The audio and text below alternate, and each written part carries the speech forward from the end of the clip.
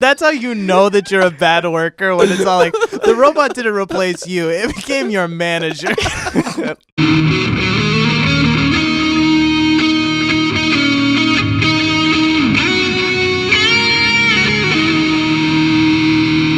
Okay. Hello, everyone. Again, almost said good morning, but that's not necessarily true for everybody out there. I am here with Eric. How's everybody doing? And Tyler. Yeah. And I am Benjamin, and we're here for another episode of THElife podcast. It's an early morning for us today, so this is gonna be fun. It's gonna be great. How's everybody doing? I am doing coffee. Fair enough. Sipping on coffee. Getting the senses woken up. Doing very well. It's Monday, so I don't know how y'all feel about a Monday. I'm not the biggest fan of it. It is Monday. You know what? You know what? Actually, I wanna take this on. I wanna drag my girlfriend right into this podcast. Wow. Because she said something. I'm gonna throw her right on blast. She's gonna be so happy that I did Right this. under the bus. Yeet. That was beautiful. No, but she said that she has these ideas that she's working on bringing into the studio, where she wants to be that woman that changes the world's perspective of what like a good woman is, or what a virtuous woman is. And like there's this thing in our culture that's so ingrained of like nah, I'm gonna stay in bed this morning, or like Monday, no thanks. Yeah. When really, I mean, we got to carpe diem. We got to seize the day. Absolutely. I'm not beating you up on the podcast. I'm gonna give you a dirty beating right here in front of everybody. Wow. Do you think? But Eric's like, I'm gonna just cut it out. So do whatever you need to do. I'll take it like a man, but this is getting cut out. Yeah. No, but that's true. That's true. This concept of like Monday morning things is like sadness over Monday morning. It's not necessary. I mean, for me, I go through like a very rough weekend when I'm in school. So it's like all my deadlines are due on Sunday night. So like Saturday, Sunday, it shouldn't be this way, so I'm not condoning that. But Saturday, Sunday is just like cramped with a bunch of stuff. So then by the time Monday comes, I'm just so exhausted, and then I don't really want to take on the day as much as other people might want to wake up in the morning. I saw this graduation cap, I think, on Instagram, and it was basically just a white line piece of paper on top of the cap with like scribbled handwriting that says "last minute," like everything else I did in college. Oh, nice. That's an A. That was beautiful. That's awesome. That would have been my cap. That is great. I mean, if you own it, Fair enough. Did you have somewhere to go with that statement about Monday? I feel like we all just like kind of like jumped on top of you, Tyler. Well, we're going to be talking about discipline today, and I mean, I wasn't trying to get like super deep and heavy right off the bat, but I mean, what's the difference between Monday and Sunday? Monday and Tuesday. I mean, every day is our next opportunity to step in and to really just grab onto what we have and do the most profitable thing at that given moment. I think that, and this is gonna sound very like high and mighty, but I think that if you're really that bothered by Monday, that maybe you should change whatever situation you're in.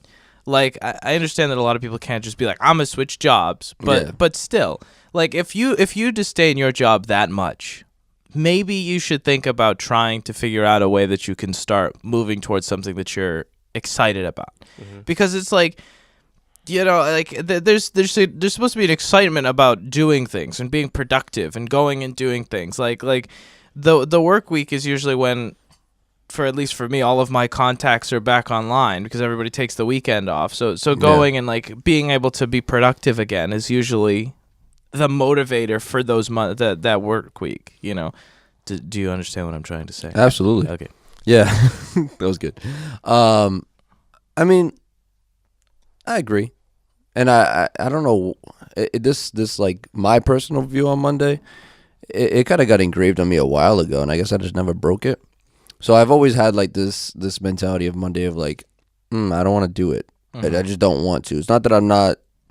Most of the time it was because I just wasn't excited for anything, like you were saying. Like if you're not excited for what your day's about to bring you, any day is going to be a poor day. You know what I mean? I think that's a big thing in this podcast, and something that we talk about all the time. It's like if you're not happy about doing what you love, and if you're not working towards that goal at all times, like nobody wants to just live just to work to afford to live, and then that's it. There's no hope. There's no future. There's no real expectancy Or like, there's a lot of people who live day to day, like they have this pipe dream of like, I am going to live just so one day I can afford to buy a Ferrari. Like, that is my ultimate goal. And they set this outrageous, exuberant thing where they've been working minimum wage, or they've been living on welfare their entire life. But that one little dream kind of sustains them to even live, even though they're not taking any steps towards where they're trying to go. It's like, that's that false hope that they're trying to work towards. And I'm sure if you gave that person a Ferrari the very next day, like, their life would be cooked in like a month, because you're like, I don't have any hope anymore. Or their brain would invent the next best thing. What's the next higher level? Yeah. What's that next satisfactory thing that I can never obtain?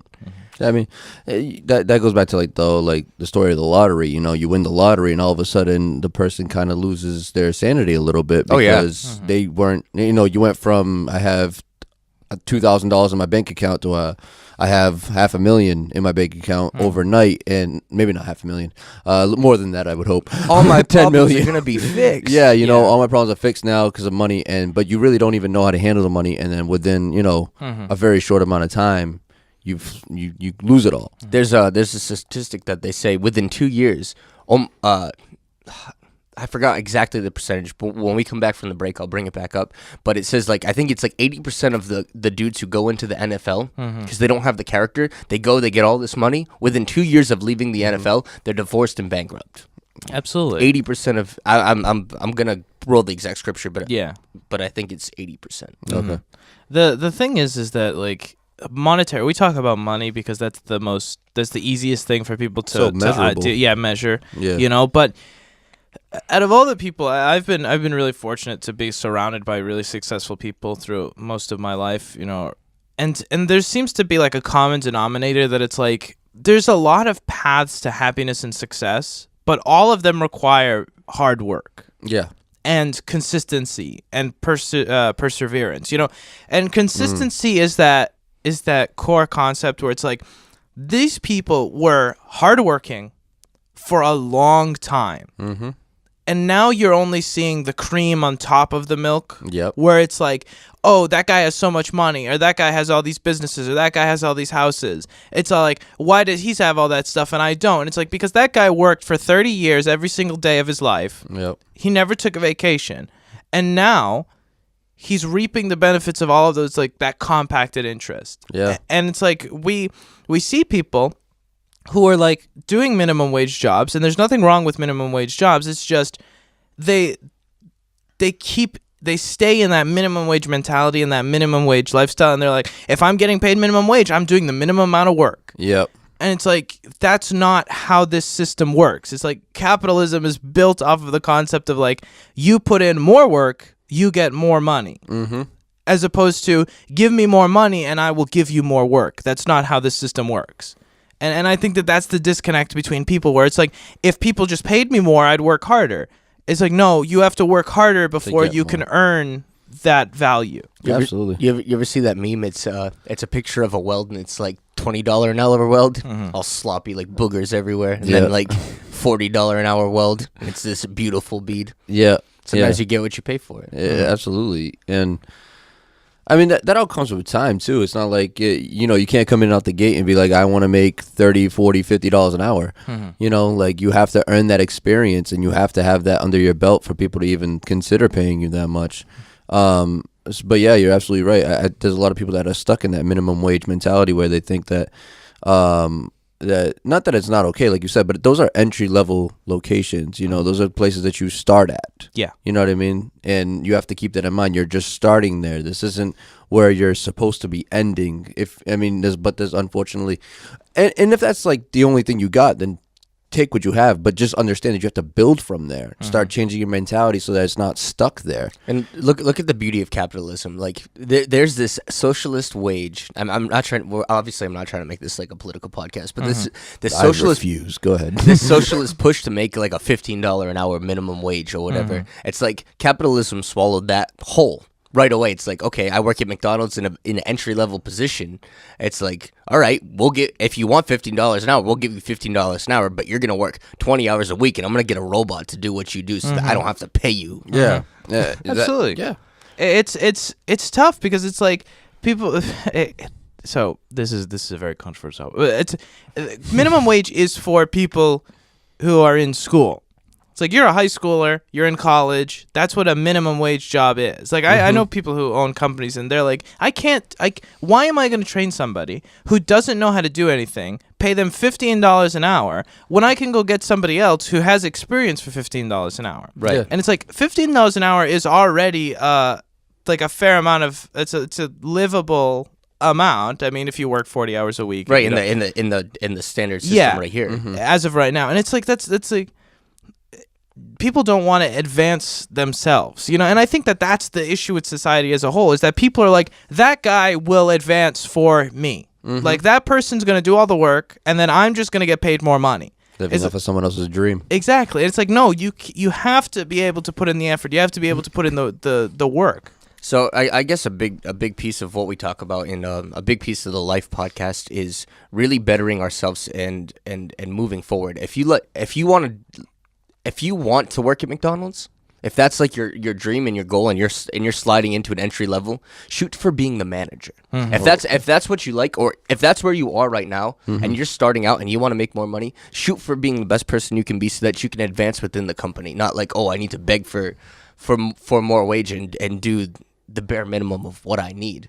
But like we were saying earlier, the goal is to do something that you're happy, because a common fallacy is people think like, oh, like life sucks, I have to just barely get by and then I die, or I have to do something I hate for my entire life until I can retire, and by the time you retire, you already don't have any more gas to go. The goal is to really shoot for what makes you happy, as long as there's a feasible way to get there. I mean, like, to be like obviously a beachcomber and like pick up trash on the beach. Yeah. Like you won't be able to make enough money to live in like a fancy house or anything. Live within your means. Yeah. But do what you need to do. We have 3 minutes here, so let's really jump into defining what this podcast is going to be today. I think like our morning conversation has kind of all been revolved around it. I mean, Absolutely. it takes discipline to do any of this. You know, this isn't something that is necessarily, not that it's not easy. The concept is very simple.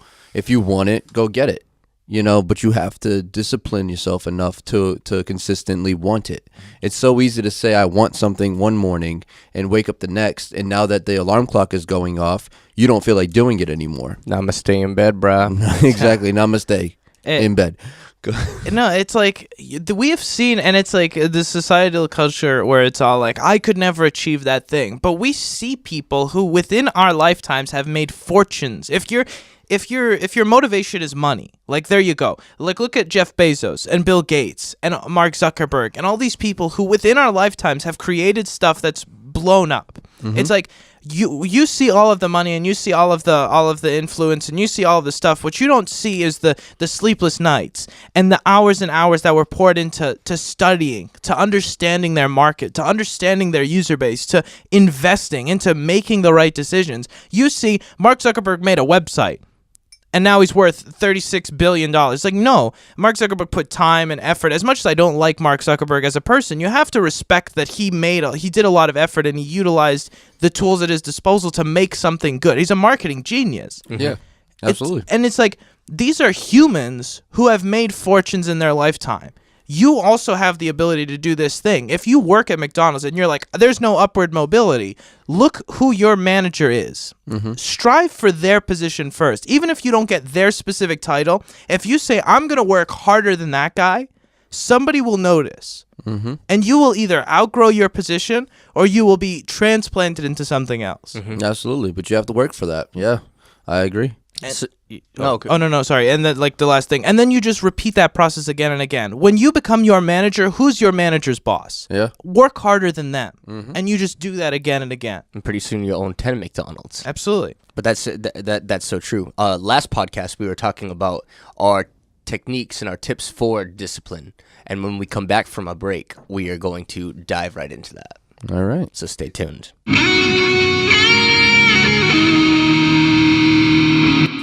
4.5 hours. I need a safe space. I need a break. Yeah. And then I'll go again. Like, please give me all of these benefits. Yeah. Within my own terms. And pay me $40 an hour. Minimum. Yeah. And that's why Stop and Shop has robots cleaning up spills. Oh yeah. That robot's really cool, actually. Yeah, that thing is. I feel like it follows me. They but put googly eyes on it. I really liked it. I was like, I want one. just in my house. Yeah. The funniest part is like it doesn't even clean nothing. It kind of just tells everyone else to clean it. So it's just like The robot replaced your manager. It's like- that's how you know that you're a bad worker, when it's all like, the robot didn't replace you, it became your manager. Clean this up. Yeah. I yo. love it. That's awesome. All right, so welcome back to the Life Podcast. I'm sure we've been rolling for a minute or two. Stop and Shop, if you want to sponsor us. Send us a case of San Pellegrino. Absolutely. Shout out. That's the Life Podcast Show at gmail.com. Email us. Anyways, so we're getting back into discipline, and we're going to walk into the show notes here so that we can really stay focused. But one of the things that we were talking about last week that we're bringing in is really the secrets of discipline and how to live a disciplined life. How do we achieve our goals, and how do we work forward to get to that? Does anybody have any opening statements? I think it starts with the people around you. 110%. For me, if you have people around you who aren't disciplined, you're not going to be disciplined. If everyone around you is okay with waking up at 1 o'clock in the afternoon, you're going to be okay with waking up at 1 o'clock in the afternoon. But if you want to start to change your mentality on discipline, you need to change the people around you, one piece at a time. I read once that the 5 closest people in your life become your main influencers in your life. So take that into account. Understand who the 5 people you spend the most time with, and that becomes who you are. So you have to be very careful with who you're spending your time with, because if it's not the right people and they're not spending their time the right way, you won't spend your time the right way, and you'll start to do things that maybe aren't as productive. So that's my number one tip, is to start there. Look at the people who you're around. Even if you can't replace them with the right people, spend less time with the people that are taking away from you. Understand the relationships. Understand who's taking from you and who's giving to you. You want to be the person that gives more than you take, and that's who you want around you. Absolutely. I watch a guy called Yoon Olsen. He was one of Red Bull's skiers for a while, and he said something along the lines of, you think you're productive until you hang around with people more productive than you. And that's so true. And him and his father-in-law are both very productive people. Like, they both start companies and they both do as much stuff as possible, and they like build off of each other. And they like one will start a company, and then the other one will try to like outshine the other one and do like more productive stuff, and they like drive each other to be more productive. And it's a really cool dynamic. But what Eric said is so true. It's like, because humans are social animals, we don't want to ostracize ourselves from the people around us. So if the community around us is at like a lower level than us, we will bring ourselves down to that level as to not ostracize ourselves from that community. And that's the thing and that sounds really fancy, but what that means is you want to fit in.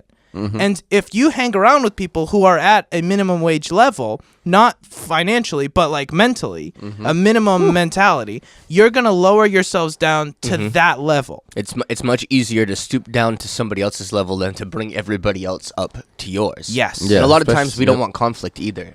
And we don't want to like make waves, because sometimes like you can see it within your own ecosystem. If we had this routine and we all ordered lunch every day, and then one day it's like, yo, I'm tired of eating burgers and fries every day, I'm gonna start making a healthy option. Whoa, hey, what's wrong with you? Like, why are you ruining the thing that we have right here? It's like, dude, I want to better myself. Yeah. But then you get the attack. Yeah. Before we go too far, shout out to Red Bull. That was the secret to being productive from the skier guy. Oh, yeah. He's sponsored by Red Bull. Red Bull. Oh, yeah. Drink a ton of Red Bull. Oh yeah, that's the goal. That is the goal, to be sponsored and drink a ton of Red Bull. But that's so true, and I want to get back into that again once we roll around. Some of my tips for self-discipline, and we can start ripping down the list, was start with the small stuff. Really being disciplined as far as the things that you can control within your own means, whatever's in your hands reach. Start with making your bed every morning. That's the big one. Yeah. What you start your day with and do, that's how you'll end your day. If you start your day with positive thoughts, you'll end your day with positive thoughts. If you start your day motivated by making your bed, You will end your day motivated by making your bed, and you will lie in that bed and be happy with that bed. A lot of people, we use this term like, oh, like he made his bed, now he has to lie in it. Yeah.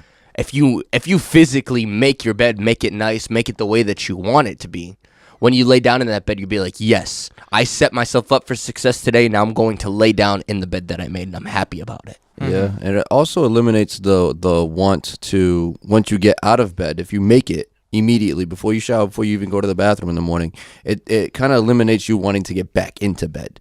So that mentality of, I'm going to go up, I'm just going to get up, I'm going to take care of this real quick, and then I'm going to lay back down. Well, when your bed's not made, it's a very easy maneuver to make. But once you already took the time to make the bed, mentally, you won't want to get back in. You're going to be like, all right, I'm just going to stay up now. We were talking about just this entitled thing as we were rolling in, and just we feel entitled for these great things. Like, oh, if I only had $6 million, I could do so many great things. But yeah, I can't steward the $20 that's in my pocket well. We have to be faithful in the little things, in the mundane things, to really be good stewards of the things that are in our direct reach. It's like, okay, well, I want a Ferrari, but I can't take care of my Honda Civic. I can't change its oil. I can't make sure that it goes for scheduled maintenance. It's like, I'm pretty sure you can't handle a Ferrari. Yeah. Yeah, being able to handle stuff is very important. It's like I said about, I don't know if I haven't mentioned it on this show. My friend, he owns a couple of properties, and he has somebody who You did who was mention it talking on the about, show Oh, was already. it on this show? I do believe. Where it was all like, my house is in your hands wouldn't last 3 months. And it's all like, that concept of like, you cannot be thrust into something that you're not equipped for. And that's why we were talking about, Eric was talking about the lottery, where it's like, people waste massive quantities of money because if you were making $50,000 a year and you are coming up negative, if you get $200 million, you're still just going to come up negative. Because the equation hasn't changed. You're just playing with bigger numbers. And that's the thing that a lot of people miss, where it's all like, if I just got paid $40 an hour more, or $40 an hour more, if I just got paid a couple bucks an hour more, then all of my problems would be gone. Yeah. It's like, no, because you've made a decision that you're going to live outside of this little box that you have financially. So if your box becomes bigger, you're just going to live outside of that box too. Yeah. And we do that socially, we do that economically, we do that psychologically, where it's like, I know I can withstand X amount of work per day. And then I go, like, because with really productive people, they push in the opposite direction. They push themselves further than they should. Where it's like, I'm going to be so productive, and then you lose sleep. And then you have 2 hours of sleep, and you got to wake up again to go do more stuff. It's like, we have a bound that we're supposed to work in, like humanity. It's like, discipline can go in the negative, and discipline can go in the positive. And there's bounds that we should stay within to stay healthy. Yeah, that's Yeah. good. So you're talking about these bounds. I want to roll in that little statement that I had written down. It says, "Oh, I keep falling out of bed. How do I not keep falling out of bed?" Yeah, I mean, Can I get an explanation on what that means? yeah. I think maybe I pulled the trigger on that a little too prematurely. But we talk about falling out of bed, and basically talking about how we try to get to do this thing. Say you want to how can I frame this the right way?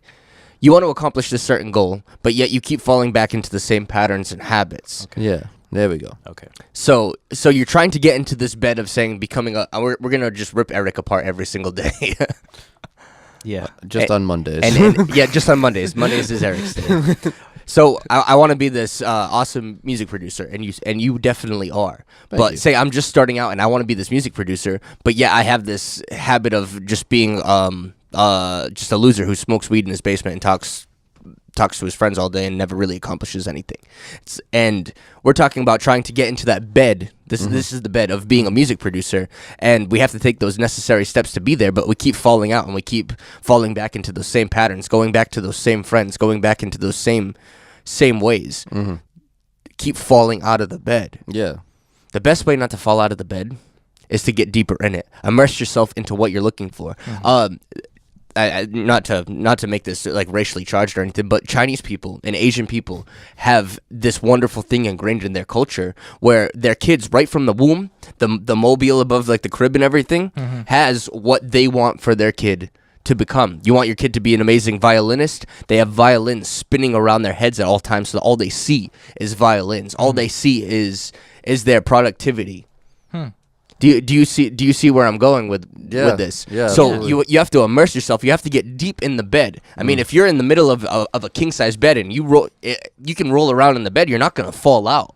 You're gonna be comfortably seated. So you gotta immerse yourself into whatever you're doing. Get that full investment to say, I'm going to be fully immersed in the most profitable things possible, or whatever. What I mean, you can take this for whatever you do. You have to visualize your future.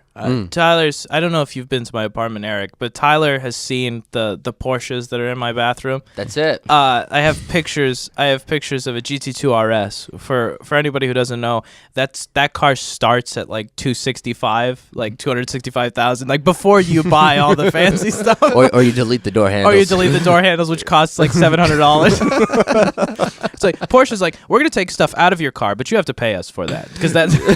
But nonetheless, you have to visualize what you want. It's like, can I write a check right now for a GT2 RS? No, I cannot write a check for $350,000 for a car. But it's like, that is where I want to be. So you have to visualize that. You have to see it. And it's not just any random GT2 RS. It's my spec GT2 RS that's on my wall. It's like, that is the one that I am going to get. And Tyler will testify to this, where it's like, you see a car in a special color, and I always say, one of my Porsches is going to be that color. And that mentality and that phraseology is so important. And I had to drill that into my mind, where it's like, it switched from, I want a Porsche that would be kind of like that, to one of my Porsches is going to be that color. And just that mentality, and just that like positive mentality, where it's like, I am going to achieve this thing. That changes your perspective, and that causes you to work harder, because every time you're at work and you're sitting at your desk and you're tired and you're bored and you're like, why am I doing this? You think to yourself, this is leading up to one of my Porsches being that color.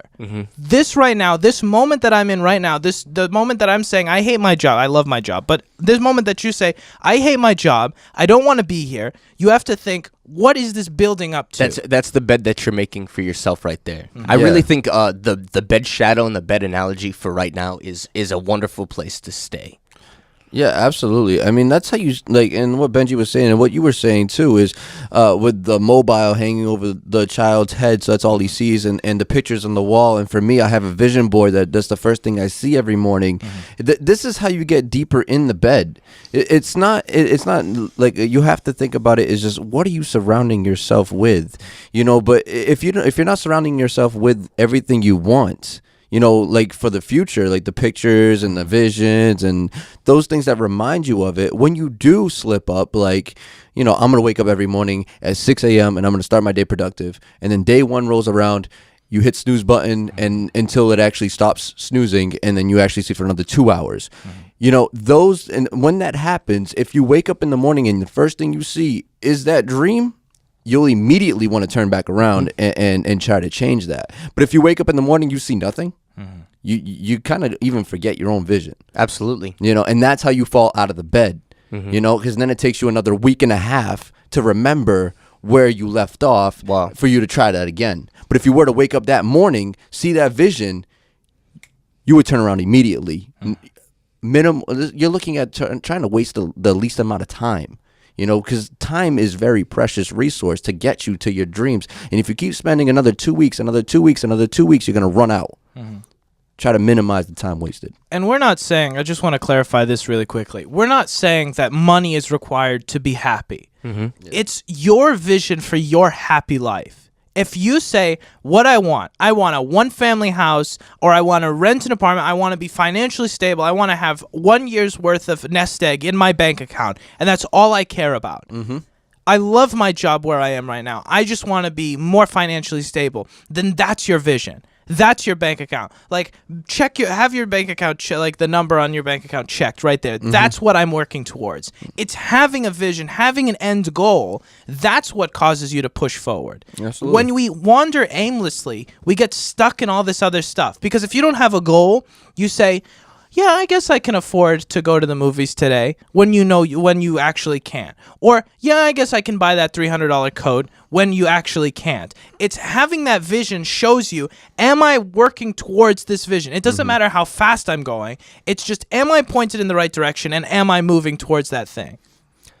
As you're talking, I'd like for you to share the story of the fisherman Okay. before we get too far, because I think that really explains something that you're talking about. Yeah, absolutely. So there's this story of this fisherman who's on the bank of this river, and he's just fishing, and this businessman is watching him from afar off, and the businessman within 5 minutes catches 3 or 4 fish, bang, right into the bag, and he just packs it up and goes, and he's walking away from the pier, and the businessman's like, whoa, whoa, whoa, whoa, what are you doing? And the man's like, I just caught some fish, and he's like, yeah, but why aren't you catching more? And the fisherman's like, well, I have enough to feed my family. That's all that I need. And he's all like, well, what are you gonna do for the rest of the day? And he's like, oh, I'm gonna just go and relax and chill with my family, and we're gonna spend time with my kids. I'm gonna play with my daughter, the whole thing. And he's like, what are you doing? Like, you just caught 5 fish in a matter of minutes. You could catch more fish. And the man's like, oh, well, what would I do with the extra fish? I wouldn't eat it. He's like, oh, you could sell it to the markets, and you could sell it to the other fishermen, and you get more money, and then you can buy a boat, and then you can make more fish, and then you sell that, and then you buy more boats, and then you have an industry, and then you can buy a factory, and you can do all this stuff. And he's like, and then what do I do? And the businessman is like, that's when you get to the good part. That's when you can sit down with your family, and you can relax, and you can play with your kids, and you can be happy. And the fisherman says, but I'm already happy. Mm-hmm.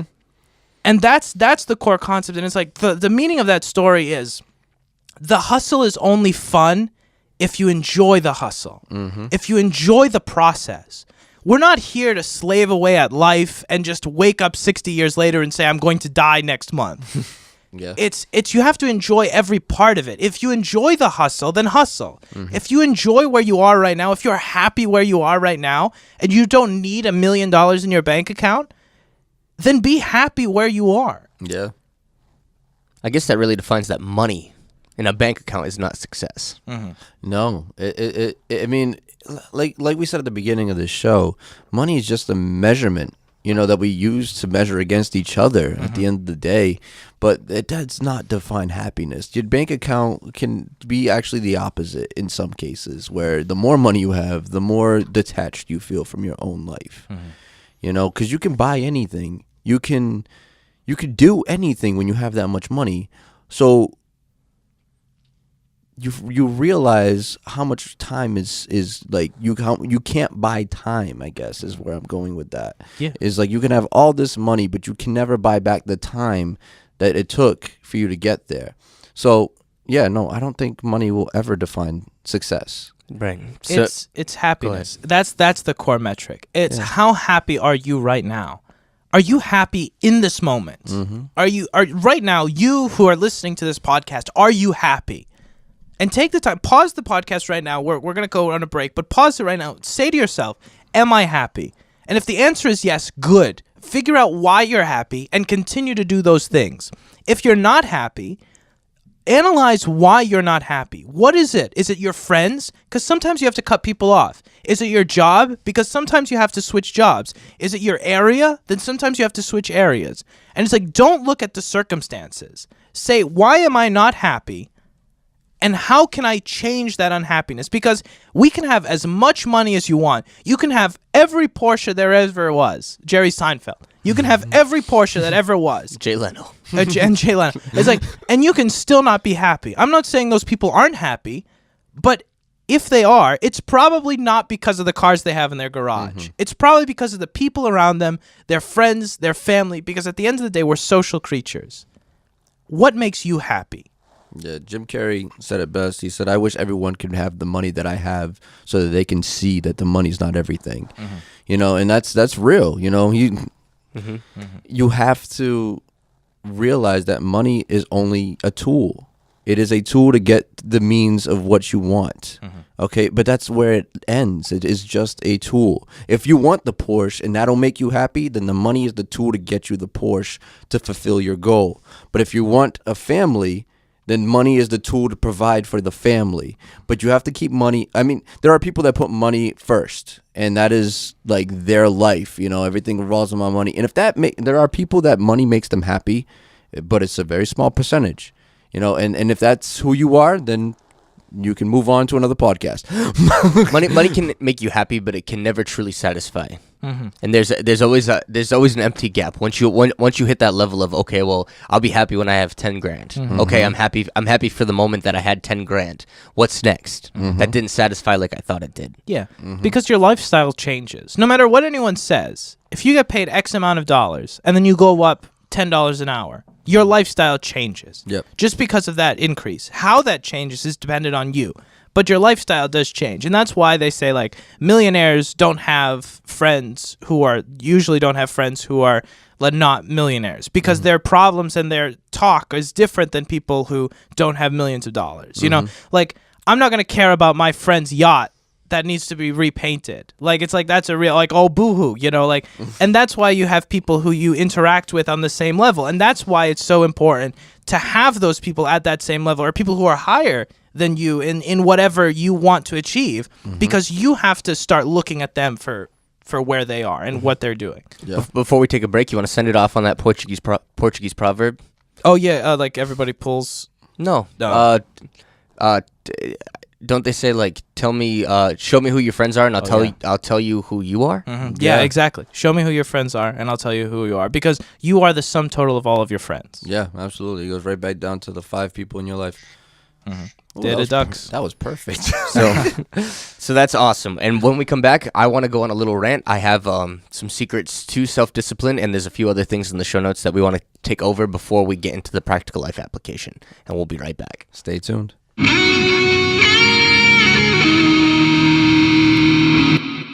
Guys, I really love what we're doing. I would love to do this as a full-time job. So if somebody would sponsor us, it would go over there. Fair enough. Sorry.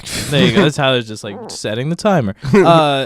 Today, interestingly enough, before we jump back into the topic, today's the day that the first show gets published. Oh, yeah. That's right. Yeah. I mean, we'll be completely transparent. We'll be a week, I yeah. guess, like a week behind or a week ahead. Week ahead. A week yeah, ahead. Everything is pre-recorded. And if our audience is willing to show interest and email us and let us know that they want us to do a live show, we're more than willing to. Yeah, absolutely. Yeah, we have something in the works that we want to do live, but developing an audience first is important for that to work the way that it's supposed to.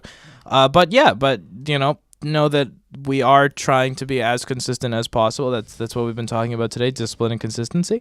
And if we're a week behind on news, it's not that we're a week behind. It's just that we had the conversation a week ago. Yeah. So fair enough. All right, so rolling back in with discipline, I want to go through the show notes just so no stones left unturned.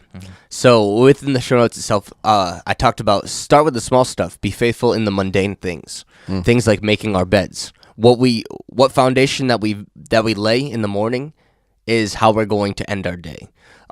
Benjamin commented, and he said, massive buildings are made up of small bricks, and don't disregard the small individual pieces because they make up a larger product.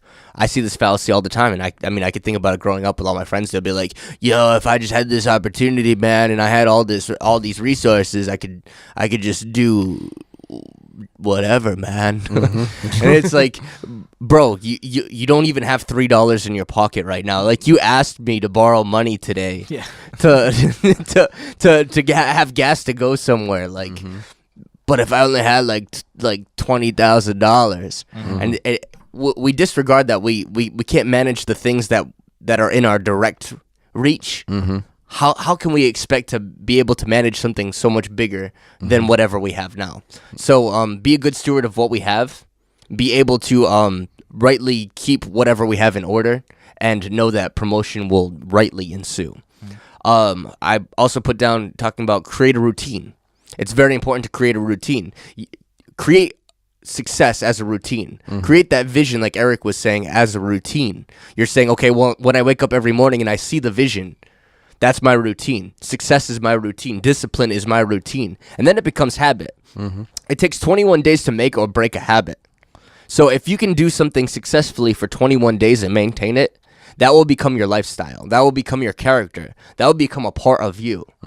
So, okay, I don't want to fall out of the bed anymore. I'm going to get deeper in, and I'm going to get deep in for a longer period of time so that all I know is being dead center of the bed.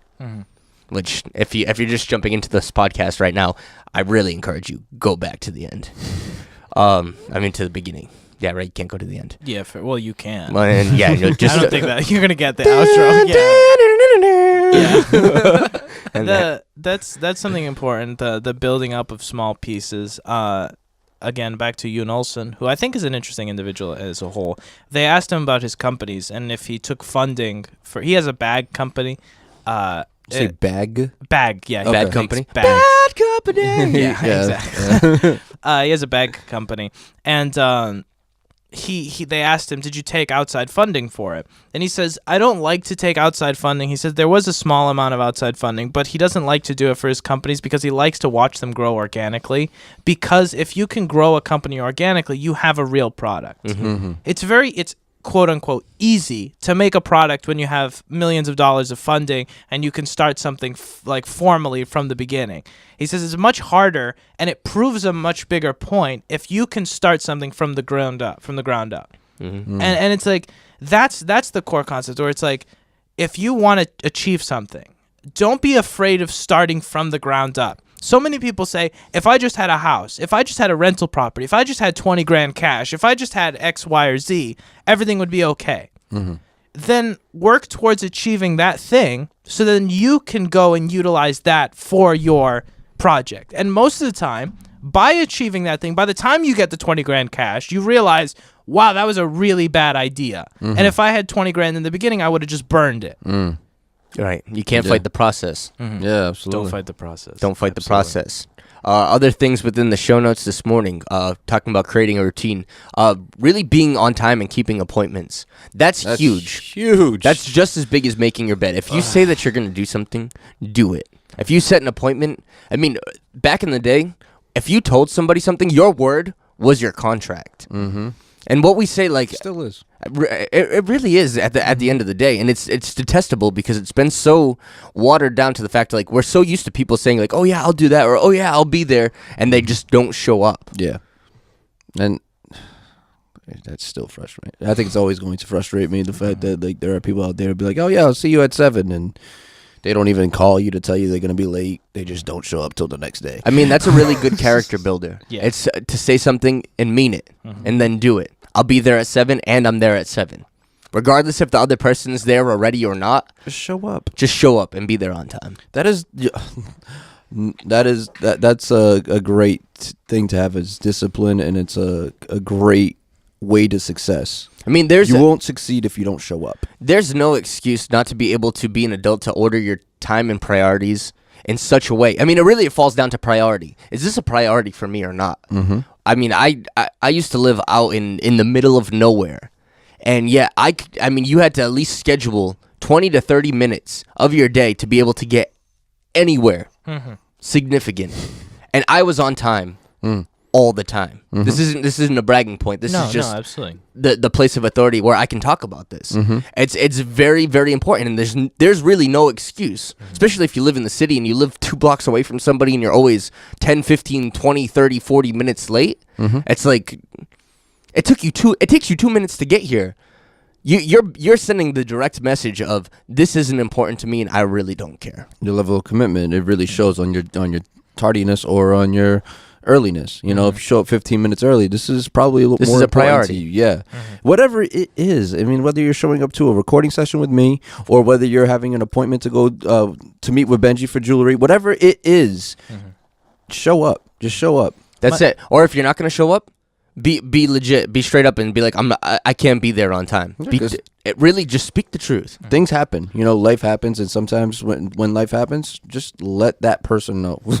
There's a word in Portuguese that it's like vontade, and my parents always used to say it's this concept, this English concept. I think it translates It's to will. willingness or whatever, but it doesn't have the same weight in English. And my parents always used to say, show up early to work and leave late. Because that shows your boss you have the vontade to do this thing. Yep. Because you say, if you show up right on time, even showing up right on time is usually a bad sign. Where it's like, if you show up and you clock in right as you're taking off your jacket, like you still have all your stuff and you just clocked in, it's like that shows your boss, like, I am only here because you are paying me. Yep. And it's like that's a tough situation, and that's everything. If that's your boss, that's your friends, that's whatever. Where it's like, show that you have the willingness to do this thing, even if you aren't getting paid for it. Yep. It's like, I like my job. I want to better myself. I want to show that I have the willingness to do this thing. So I'm going to be here early, and I'm going to not rush out the door. Yep. I agree. All right. So shifting to the next point, we were talking about breaking habits, making habits, and the friend groups that are around us. I put this quote, "You hunger for what you feed on." And it's so true. If you eat cereal every single day, you're going to crave cereal because that's what you eat. If you go slumming it every single day and you want to get out of the slums, you're going to crave that slum lifestyle because that's what you feed. Yep. Get deeper in the bed. Get deeper in the bed. And another big point, have an accountability buddy. Yeah. That's huge. But you can't have somebody to hold you accountable if they're in the hole with you. You got to find somebody on top of the hole to be able to help you get pulled out. Yeah, this isn't like I'll help you, you help me, and like 10 finger it. It's someone has to be outside of that, but from a different perspective, with their hand down, pulling you out. That's a big one. I mean, at the same time, if two of us were in a hole, Eric, if you and I were in a hole right now, but we made up our mind and we had discipline, and this is where discipline can really help you too. Two of us can dig together to get out faster. If we had to dig out. But the ideal situation is having somebody outside of the hole to help you and to say, you can make it here too. I'm going to hold you to this standard that you just set for yourself. I don't want to I don't want to smoke weed anymore. Okay, well then now I'm going to hold you accountable for not smoking weed anymore and getting high. Or I'm like, because I don't get high myself, so I can hold you accountable for that. Or I mean, it really falls down to anything. I mean, have you ever like acted a certain way, and like when you got around a certain type of person or a certain person, it's like, oh, I can't act that way. And that really falls back to keeping it real too. Like, but if at the very least, if that person's around and it makes you stay away from that thing that you want to do, that's destructive for you, good enough. Until you have the strength to be able to resist it on your own, get somebody there that forces you into not doing that thing. Absolutely. That's huge. There's a specific thing where it's like, it's not looking for somebody to give you a handout. It's like, think of it like rock climbing or like some physical activity, or like watching somebody lift weights, like a spotter. It's like, I cannot help you do this thing for you to achieve what you want, but I will be here if things go wrong. Like if something goes bad, or if you need tips on a thing, where it's all like, the spotter isn't supposed to lift the weight with you, because that defeats the purpose. It's just that person is there just in case if you get yourself into trouble. Yeah. And it's the same thing with our day-to-day lives. That's the accountability partner. It's not, oh, this person's going to do all the work and I'm just going to be happy. It's like, this person is there if I need to talk to somebody, if I need to help unwind, with like to help me.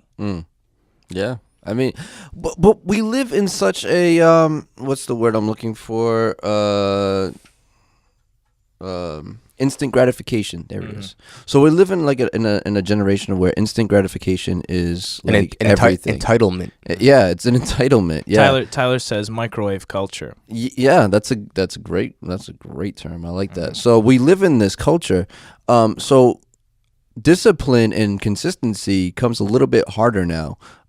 So how do you guys recommend turning that around? Like, what would you say for someone who lives in that microwave culture?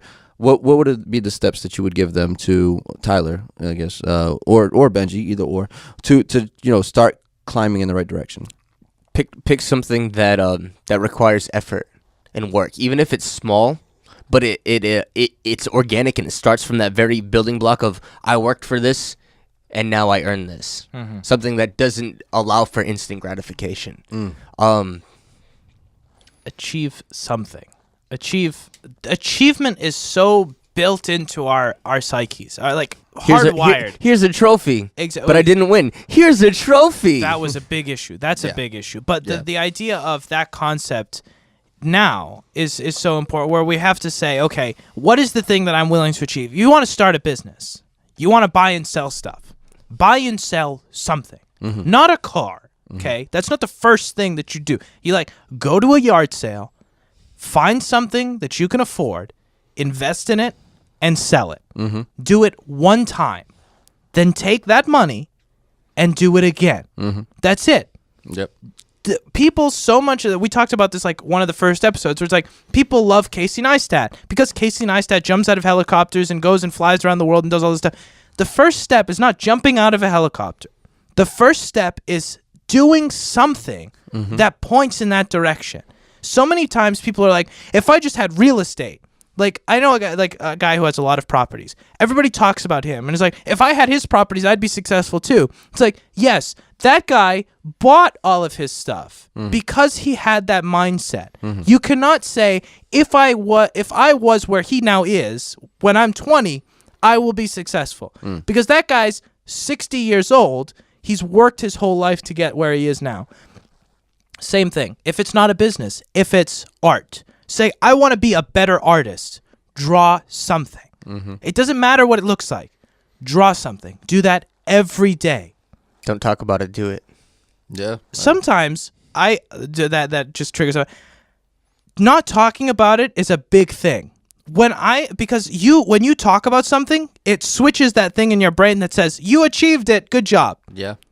If you want to achieve something, there are things in my life that I work towards that I don't tell anybody about because I want to achieve them before I talk about them. Absolutely. That's huge. Huge.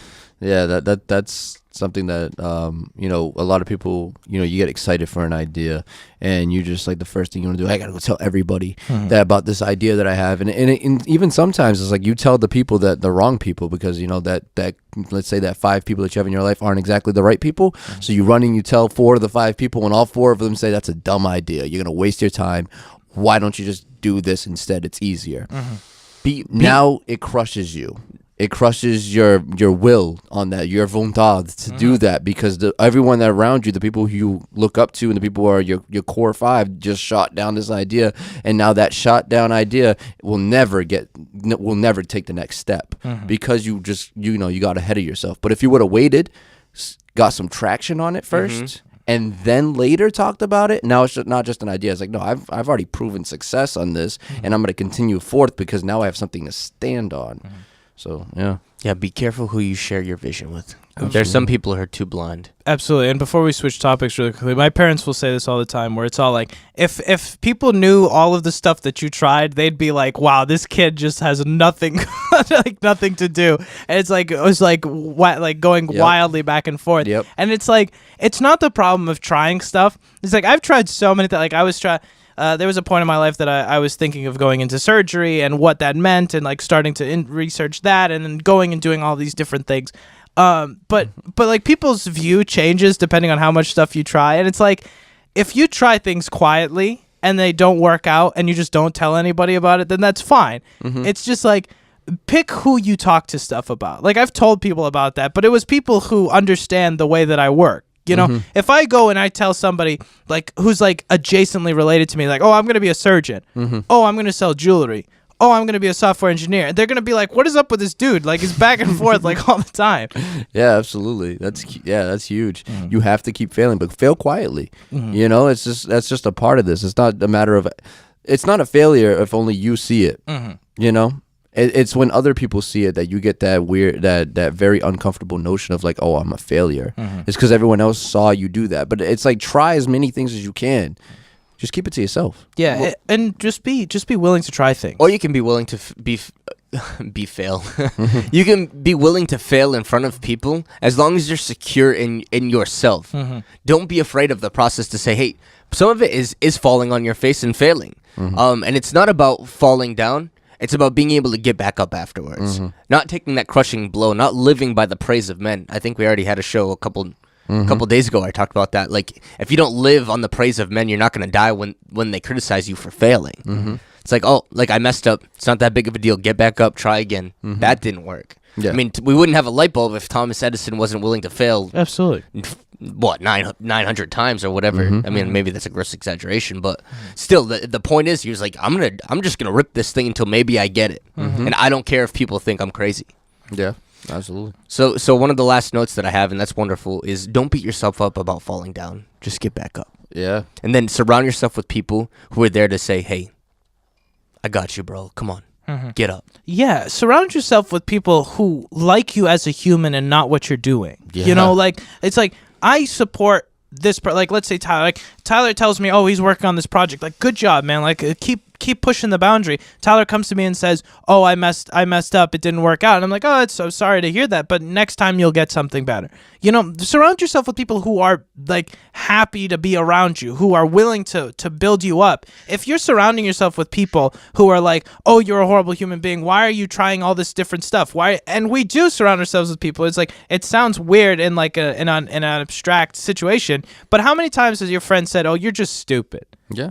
It's like a quote unquote friend. Mm-hmm. It's like you can't surround yourself with people who are that negative and who are willing to like berate you and tear you down like that. Yeah, I mean, those kind of people will make it very hard for you to be disciplined. Mm-hmm. It'll be very hard for you to stay consistent in what you want to do.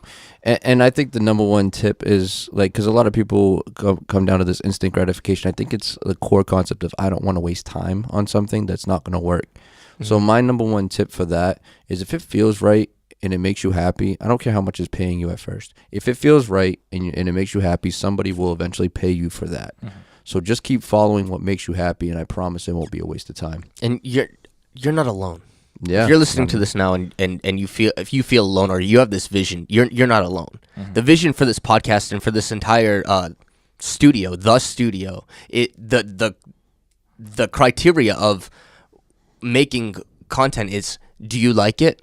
If you like it, there's bound to be somebody else who will. Mm-hmm. So if we're sitting here and we're satisfied with this conversation, I'm sure you're listening because you're satisfied with our conversations as well. Absolutely. So know that you're not alone, and there are people who support your vision.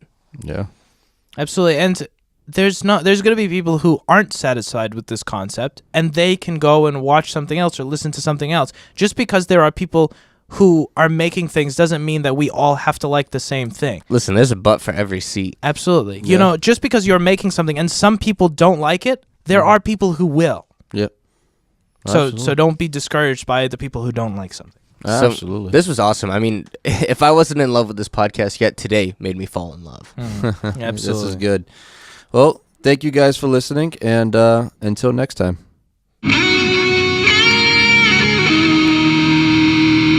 Thank you for listening to the Life Podcast Show. We really appreciate all your support. We meet every Monday, Wednesday, and Friday morning just to talk and share our perspectives on everyday life situations. If you haven't already, please share this with your friends and give them a chance to join the conversation. Also, if you liked what you heard today, rate our podcast. The higher the rating, the longer we can keep this going. And a special thanks to our future sponsors that will soon partner with us on this journey.